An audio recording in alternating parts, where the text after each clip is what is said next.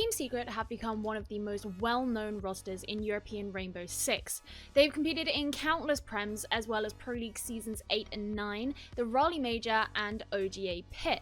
They came second to BDS in the SI European qualifiers in 2020, and that meant that there were a lot of people calling for them to get the invite, which eventually went to G2. However, since February this year, things have been a little bit more downhill for Team Secret.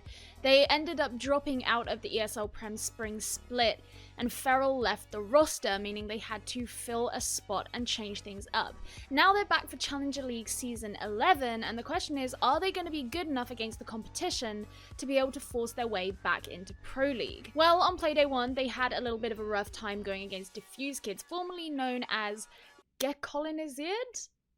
I don't speak Dutch. They played Coastline, which they lost 5-7, and Villa, which they lost 3-7. They showed that they could play both aggressively and reserved, but their reserve play didn't look thorough enough, and they had insufficient map clears, which came back later to bite them. Juna seemed to be having some significant issues, consistently going down early and losing a man/utility for the team. It seemed a little bit reckless at times, especially looking at his IQ play compared to the opponent's Vish. Fonkers also had some issues with going down early and not being able to provide the firepower that you really want to be seeing from him on the team. Team Secret came out of Playday 1 with the following statistics. Really, the only two consistent players on the team proved to be Meepy and Leon Gids, whereas Fonkers and Junus, you can see, didn't necessarily live up to their full potential.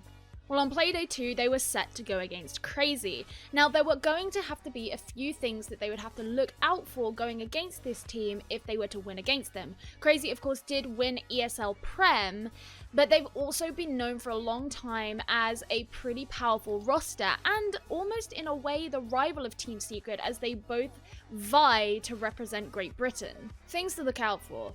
Crazy played Border against Penta on Playday 1 and they won 7-2. On this map, Nathan went 1.82 on his player rating and the joint highest KOST with Madman at 89%. This means that Secret are going to have to really shut down Nathan particularly, but also Madman, if they were going to get the full potential out of this map. If you can remove the most valuable player from the enemy team, then you give yourself a massive advantage going into that game. The only loss that Crazy had to Penta on their defense was on Events Workshop defense, and it really came because Penta were able to provide an influx of kills that overwhelmed Crazy. If Team Secret are to do the same thing, they have to figure out how they too are going to overwhelm Crazy. This is a squad that was very, very well known for being so good at fragging. It has multiple fragging members on the team, not just the standard 2 or even 1 that you see with a lot of squads these days.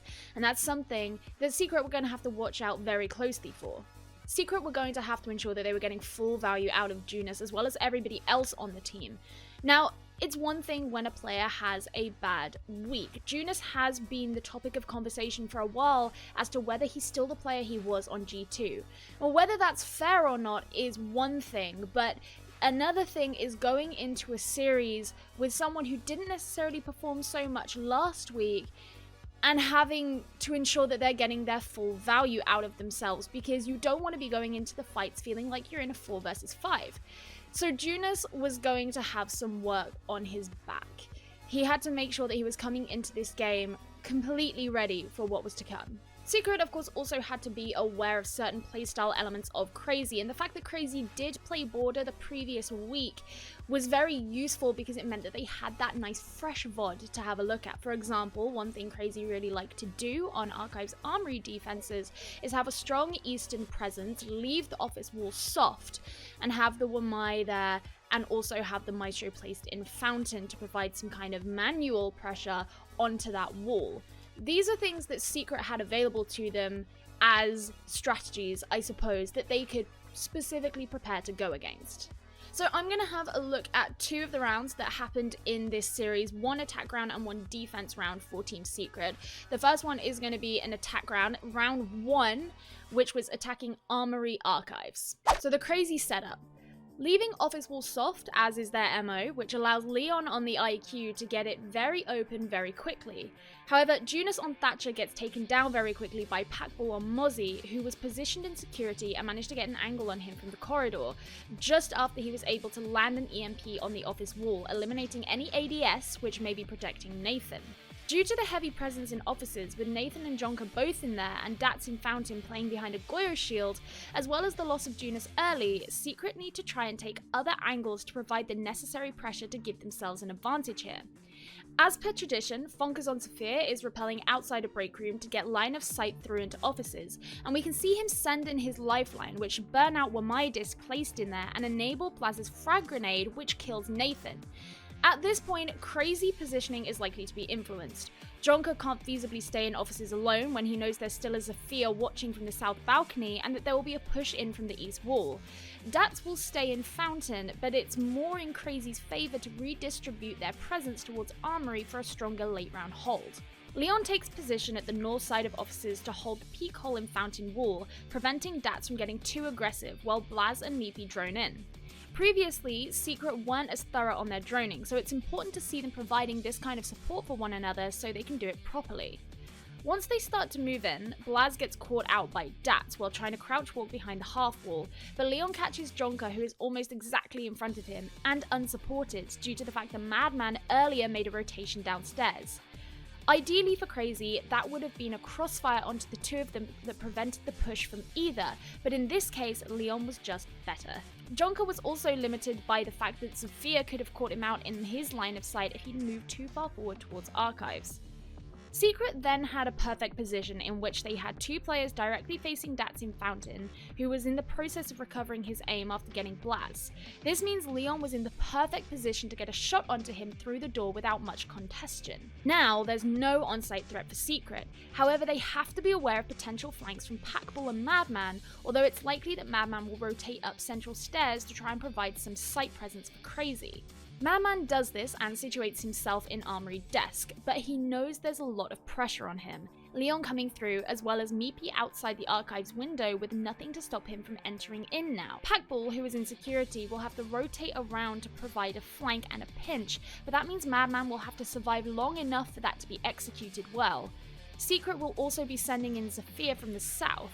Madman misses his peek and Packball gets killed off cam as Meepy has the chance to watch Leon's flank.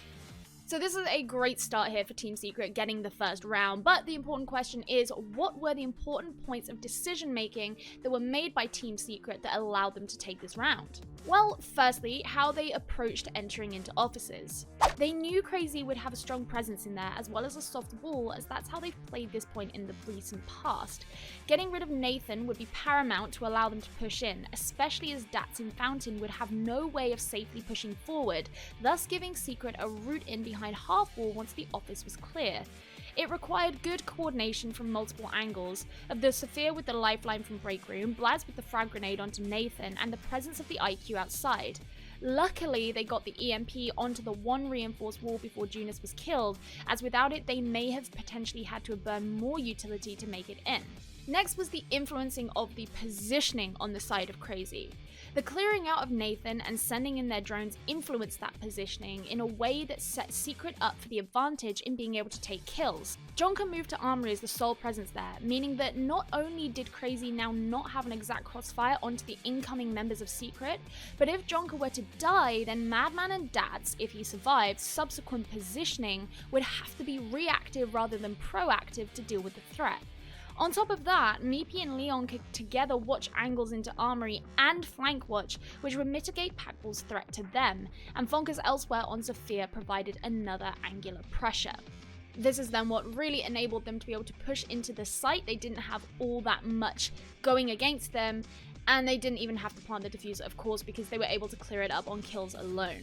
Now, the second round I want to look at is actually all the way to the end. We're going to have a look at round 11, so we're on Secret's defense now, and again having a look at Armory Archives, and this will be interesting to compare how the two teams decided to set up that defense and what they used to their advantage. Secret's decision to bring both an Echo and a Bandit is pretty smart, as it shaves off time from both ends of the round, as well as putting pressure on the IQ. Bandit means time is spent at the start of the round for the attacking team to even enter, and Echo has a lot of late round prowess which could prevent a plant if needed. Given that Crazy had very fast entries on border before, it's good for Secret to make them face utility that they don't have the option to ignore. Secret's defensive setup is very different to Crazy's. Instead of having a heavy presence on the east side of the map, they have almost the entire opposite with a lot of bodies in armory, and just Maestro in offices with no one in fountain or security. This will make the top floor very hard to clear before Crazy are able to move into the site, as well as meaning a roamer could drop down for a rotation without leaving an area of the map open and available like we saw with Crazy's defense. Thatcher and Buck will be really key here to go against the Bandit, as the batteries will need to be removed for Armory Wall to be opened.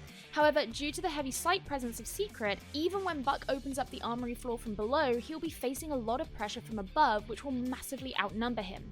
The placement of the Yokai drone downstairs will also make it easier for Secret to keep tabs on him. Junus stations himself in offices to be ready to trick the wall should he need to, but it also gives him the perfect opportunity to get a shot in on Jonker on Thatcher, who is in security with Nathan on Zephyr. This is a huge pick for Secret and gives Junus the knowledge that he now doesn't need to trick anything because there won't be incoming EMPs. Secret reposition themselves to be more spread out across the top floor, with presence now in archives and fountain as well as armory and offices, careful to be sat in areas that do not have destructible floors. Given that Crazy have given up on the idea of an office attack, they will need to have other angles approached, so archives window will have to be watched.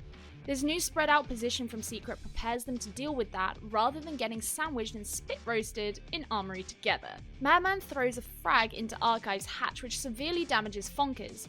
This applies a lot of pressure onto him. Does he move to prevent the risk again, especially as a drone has been sent up too, or does he bunker down and hope he can take the fights?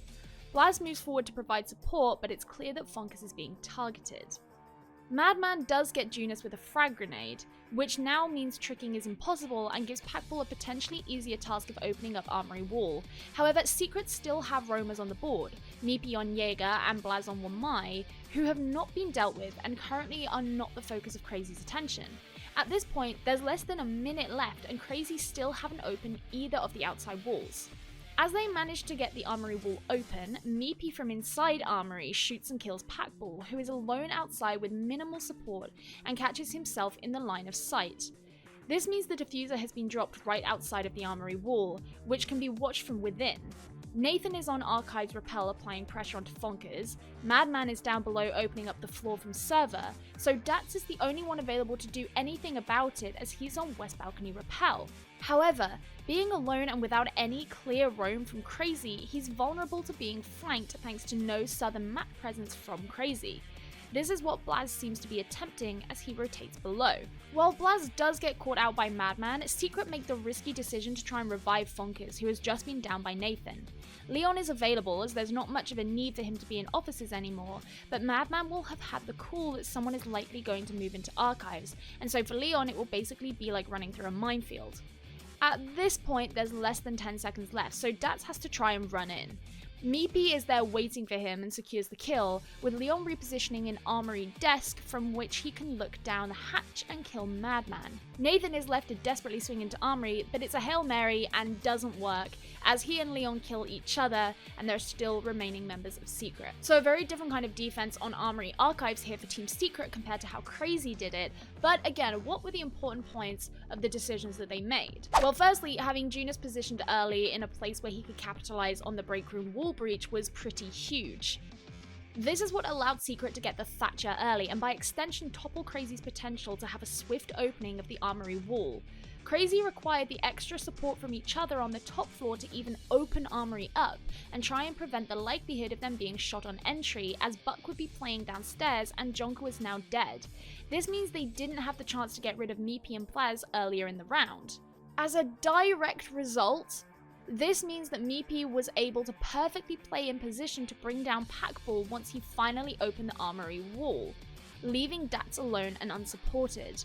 The fact that Nathan didn't even kill Fonkers came to bite them, as it meant the pressure against Crazy in the final seconds was more than they could deal with, and Nathan himself had to rush in desperately in what was essentially an impossible situation. Having a look at the stats from this border game, we can see that Team Secret's statistics were infinitely better than they were the previous week.